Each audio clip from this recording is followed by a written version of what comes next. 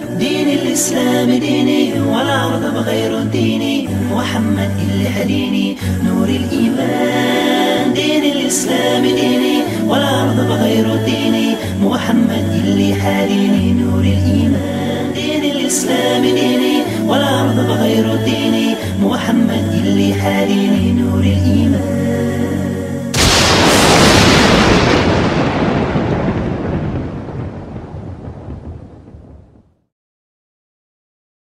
فإنما يسرناه بلسانك لعلهم يتذكرون.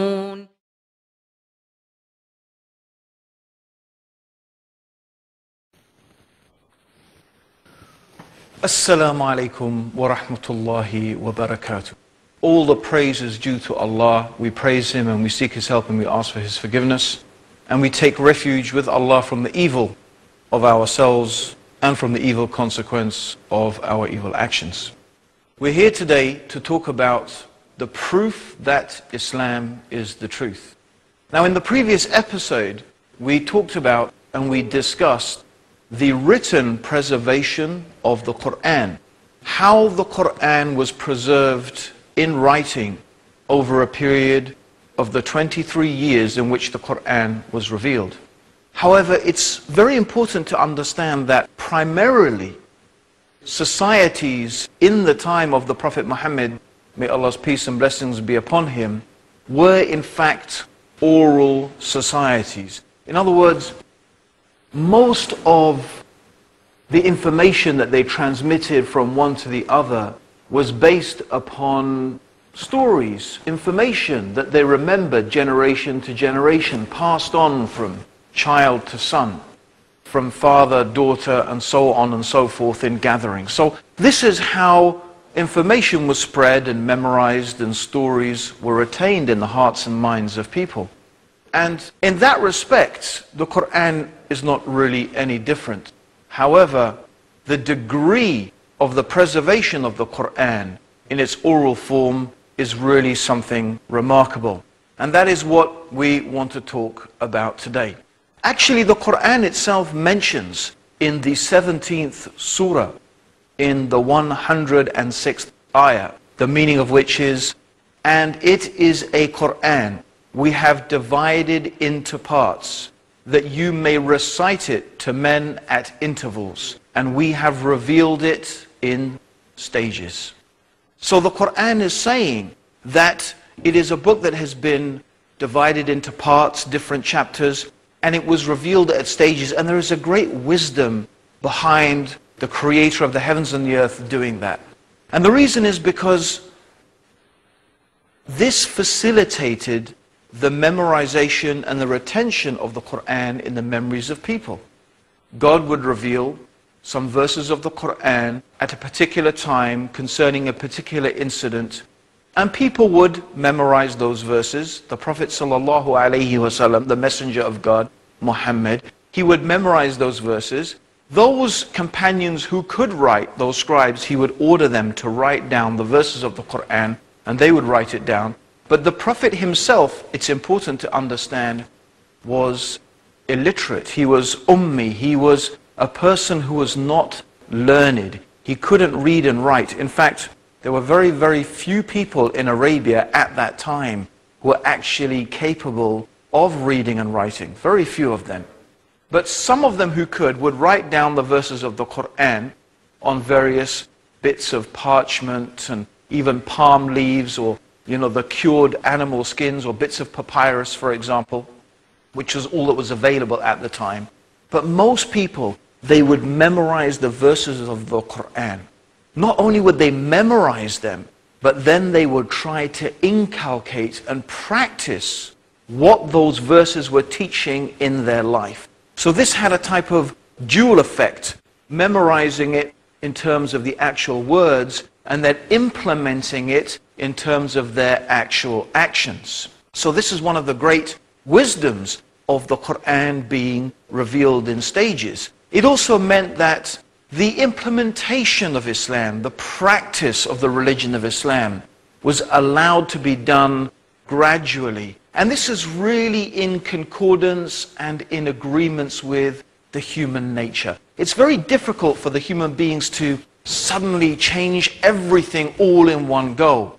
And that is one of the amazing aspects of the revelation of the Quran, how it was revealed in stages, bit by bit, slowly, so that people were able to practice it in their lives. Now, one of the things the Quran tells us that is actually a recitation that has been made easy to memorize. The Quran actually, and in the Quran, Allah subhanahu wa ta'ala tells us that He has made the Quran easy to memorize. And this is something that is a really astounding fact, how the Quran has been memorized over the ages. And in order to aid that memorization amongst the generality of the Muslims, of course, the Prophet Muhammad sallallahu alaihi wasallam and the various imams, or the people who were leading the prayers for the Muslims in different parts of Medina, for example, at the time, they would recite the Quran out loud in the dawn prayer and the sunset prayer and the night prayer. So they are constantly hearing the recitation of the Quran in the prayers. And this is especially more the case in the month of Ramadan. In the month of Ramadan, the Prophet Muhammad, may God's peace and blessings be upon him, would read through the whole of the Quran. And this was a habit that the Muslims had, and they retain it until today, of reciting the whole of the Quran in the month of Ramadan. And also, the Prophet Muhammad sallallahu alaihi wasallam, may God's peace and blessings be upon him, he would also encourage the Muslims to memorize the Quran. In fact, it is a very, very virtuous thing in Islam to be a person who has memorized the whole of the Quran. Indeed, there was an incident where two companions who were very, very close friends died both at the same time. And the Prophet Muhammad gave the first burial and the most honored position in the grave to the person who had memorized the Quran the most. In fact, the person who is the Imam is most entitled to be the Imam because he has memorized the most of the Quran. Also, the Prophet sallallahu alaihi wasallam, he would encourage memorizing certain verses and certain chapters and certain or surahs of the Quran. For example, before the Friday prayer, the Prophet Muhammad used to encourage very much the reading of Surat Al-Qamar. Also, the Prophet Muhammad described, sallallahu alaihi wasallam, he described, may God's peace and blessings be upon him, Surah Yasin as being the heart of the Quran. He said that Surat Al-Baqarah and Ali Imran would be intercessors for the people on the Day of Judgment, for the people who had memorized it. So all of these things were really an encouragement and a further incentive for people to memorize the verses of the Quran. So with all of these encouragements and the recitation of the Quran during the prayers, this is how, stage by stage, piece by piece, the Quran came to be memorized in the minds and the hearts of people. So let's look a little bit further into some of the aspects of this memorization. By the time the Prophet Muhammad, may Allah's peace and blessings be upon him, had died, we find that there are many, many different people who had become huffaz, or they had become memorizers of the entire Quran. And these people were very, very respected, of course, in the Muslim community because they had managed to memorize the entire Quran. And this memorization of the Quran was passed on generation after generation through all the generations of the Muslims until today. In fact, what we have is what is called a mutawatir transmission of the Quran. This concept of mutawatir, what does it mean? Well, essentially it is an idea, or it means that so many different people have narrated a particular story or a particular thing from so many different directions, it is impossible, it's inconceivable that these people could have gathered together to invent a falsehood. In other words, imagine you have 1,000 people. These 1,000 people, each of them are teaching another 1,000 people. And each of those 1,000 people teach another 100 people. Can you imagine how many hundreds of thousands of people that constitutes? And is it possible that these people could have all gathered together and conspired together to invent something? No, it's not something that is possible. And therefore, it is considered in terms of the oral transmission, when something is mutawatir, there are so many people that have narrated it, that it's impossible that they could have invented something.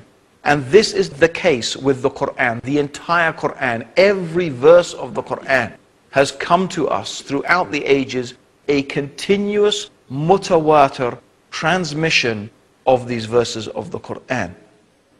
Also, when someone wants to become an expert, a hafiz of the Quran, that they will also have to sit with a teacher and they will have to learn the Quran in a special way. And we're going to discover a little bit more about this and this very important chain of teachers of the Quran all the way back to the Prophet Muhammad after the break. So don't go away. Join us after the break to discover more about the amazing Quran and its oral transmission throughout the ages. Assalamu alaikum.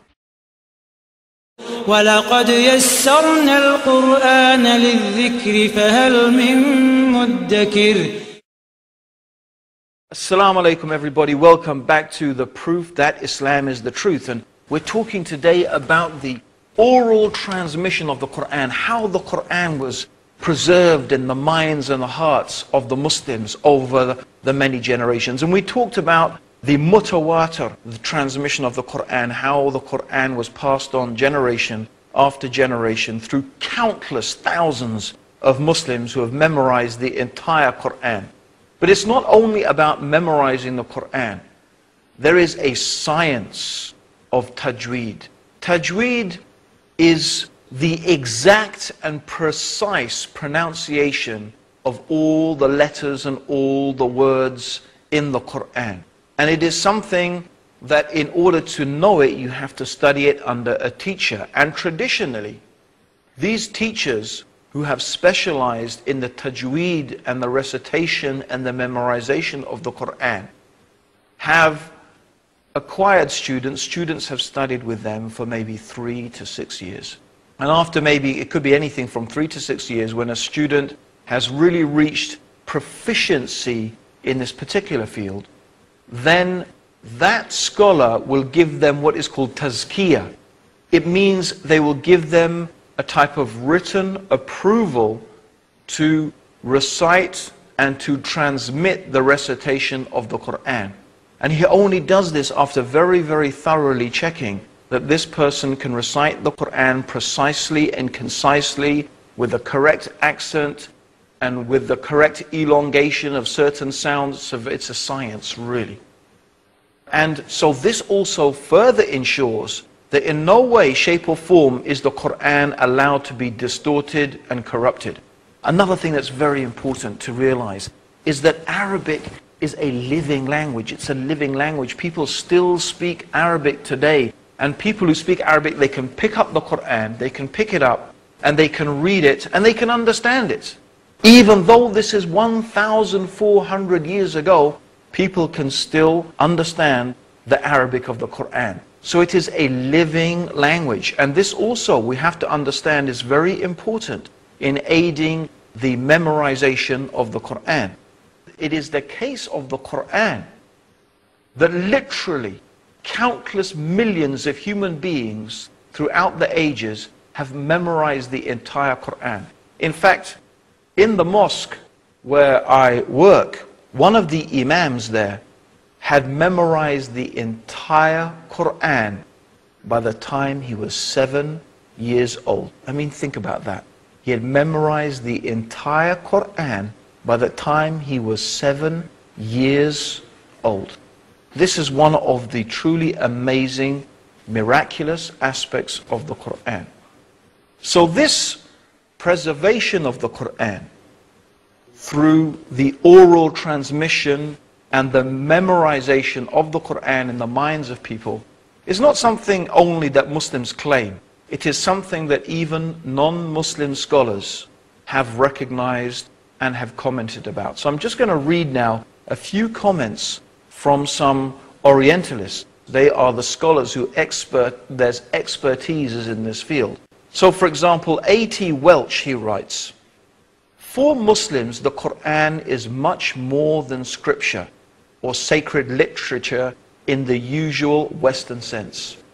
Its primary significance for the vast majority through the centuries has been in its oral form. The form in which it first appeared as the recitation that was chanted by Muhammad to his followers over a period of about 20 years. The revelations were memorized by some of Muhammad's followers during his lifetime, and the oral tradition that was thus established had a continuous history ever since, in some ways independent of and superior to the written Quran. Through the centuries, the oral tradition of the entire Quran has been maintained by the professional reciters, qurra. Until recently, the significance of the recited Quran has seldom been fully appreciated in the West." Also a leading orientalist, whose name is Kenneth Cragg, he said, "The Quran is perhaps the only book, religious or secular, that has been memorized completely by millions of people." Let's repeat that. The Quran is perhaps the only book, religious or secular, that has been memorized completely by millions of people. And he goes on to say, this phenomenon of the Quranic recital means the text has traversed the centuries in an unbroken line of living sequence of devotion. It cannot therefore be handled as an antiquarian thing, nor a historical document of the distant past. The fact of hifz, meaning Quranic memorization, has made the Quran a present possession through all the lapse of Muslim time and given it a human currency in every generation, never allowing its relegation to bare authority and reference alone. This is a very deep and important statement, because it it further reinforces that the Quran is not merely a reference work, it's not merely a text. It is something that is living. It is something that is vibrant. And the memorization and the constant renewal of this memorization is what makes the Quran so vibrant and so real in the hearts and the minds and the lives of everyday Muslims. In conclusion, we have a book absolutely unique in its origin and in its preservation, on the substantial authority of which no one has ever been able to cast a serious doubt. This is what the Reverend Bosworth Smith quoted in his book, Muhammad and Mohammedanism. And I think it's just worth repeating that again. It's a book, he says, unique in its origin and its preservation. The authority of this preservation of the Quran, no one has been able to cast a serious doubt. Now, there have been people throughout the ages, there have been people who have attempted in various shapes and various forms, and some of these people have come forward recently trying to cast aspersions and some doubts on the authenticity of the Quran. But in fact, in reality, no one has been able to make a serious challenge to the oral transmission of the Quran. And this is the point that we really have to remember. The Quran has been written down. It has been recorded in written form. And we do have ancient manuscripts dating back very closely to the time of the Prophet Muhammad, may Allah's peace and blessings be upon him. They do exist. And we talked about that in the previous episode. But what adds to this indisputable authenticity of the Quran is this truly remarkable system of hifz, of the memorization of the Quran. And it's quite a remarkable thing that I experienced myself. In the month of Ramadan, Muslims gather for what is called the Tarawih prayers. These are some special prayers in the night time where Muslims come together and we pray for maybe an hour and a half, and a lot of the Quran is read. Now, of course, usually we will be led by an imam who has memorized the entire Quran, but almost inevitably there are always 2, 3, 4 or 5, maybe 10 people, other people in the audience who have also either memorized that portion of the Quran that the imam is reading, or maybe they themselves are hufaz, they are people who have memorized the entire Quran. Now, people sometimes make mistakes. It's inevitable. Human beings are fallible. They make mistakes. They forget things. They may get one verse confused with another. But almost inevitably, if the imam stumbles, or he forgets, or he pauses, you hear another voice from within the congregation, reminding of one hufaz of another, this self-correcting process in the oral memorization and transmission of the Quran. It is, you are witnessing, when you hear this, a type of living miracle. You are witnessing how God is actively preserving His word in the hearts and the minds of the Muslims. And certainly Allah speaks the truth when He says, Inna nahnu nazalna al-dhikr wa inna lahu lahafidhun. Verily, we have revealed the reminder, and upon us is the preservation of it. This is a living miracle. Is there a book in the world like this? Is there anything that can be compared to the Quran in just this aspect alone? Yet, this is only the beginning of the wonders of the Quran. In our next episode, we are going to deal with the preservation of the hadith, the sayings and the actions and the tacit approvals of the Prophet Muhammad, may Allah's peace and blessings be upon him. So that's what we're going to be talking about in the next episode, so please don't forget to join us, where we will be talking about the preservation of the Sunnah and the hadith and sayings of the final messenger, Muhammad, may God's peace and blessings be upon him. And may Allah guide you, and may Allah guide me, and may Allah guide all of us closer to the truth. It's been a pleasure talking to you, and I hope that you have been inspired and motivated by these amazing things that you are hearing, and you're going to be hearing more amazing things in episodes to come. So keep on tuning in to the proof that Islam is the truth. This is your brother Abdur Raheem Green saying to you, Assalamu alaikum wa rahmatullahi wa barakatuh.